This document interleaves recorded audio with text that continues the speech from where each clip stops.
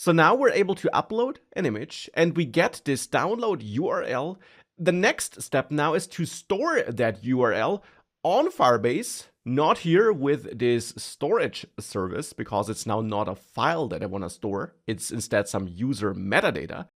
Because of course, I don't just want to store email password combinations here, but also store extra data like that download URL and soon also a username that belongs to the user.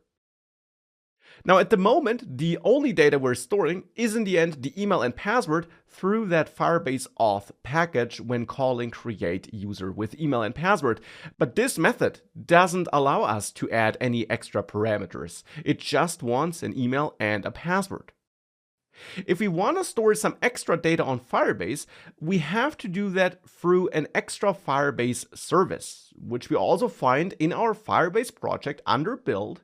And there, it's either the real-time database, which we used as a dummy backend before in an earlier course section, and we could use it here as well, but we're actually going to use a different product here, the alternative, which we could use instead of the real-time database, and that would be the Firestore database, which is a slightly more complex and more elaborate database solution offered by Firebase.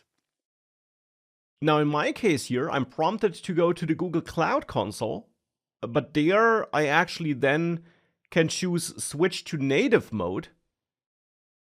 And with that done, I can then reload this page here, this Firestore database page in my Firebase project, to use it from inside Firebase again. Now here we'll then later see any extra data that we store, and that's important, data, not files. Instead, data like the username or a path to the uploaded image that belongs to a user, or later also the chat messages.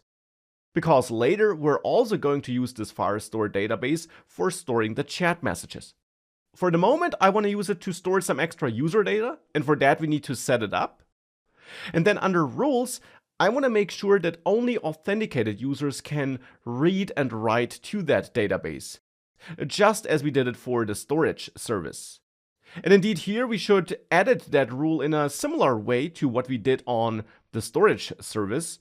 We should replace false here with request.auth unequal null. That then simply means that only authenticated users can read and write to that database. And we then should also publish that. Now in reality, you might fine-tune these roles a bit more, because at the moment, this rule would imply that every user can read and write any data, including data that belongs to another user, and you might want to prevent that. So therefore, you might want to dive into the official Firebase Firestore security rules to learn more about how those rules can be written and structured and improved, and how you could make sure that users can only read and write their own data. Here, for this app, I'll keep it a bit simpler, also because in this app, you don't really have a way of accessing another user's data, but I wanted to mention that you could consider locking this down a bit more.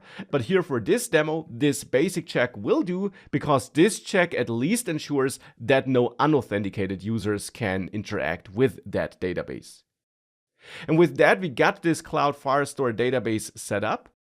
Now to send requests to it from inside our app, we could again use some REST API provided by Firebase to send HTTP requests manually.